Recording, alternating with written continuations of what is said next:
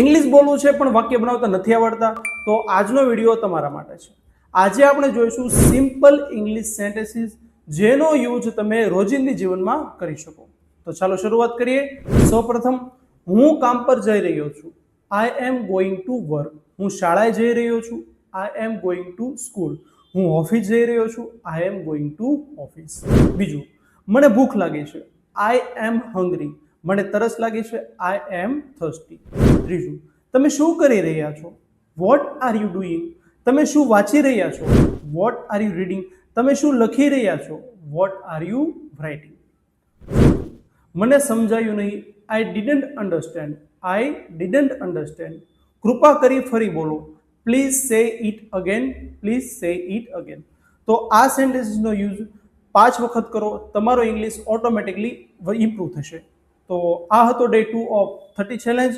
Follow કરો અને રોજ ઇંગ્લિશ શીખતા રહો.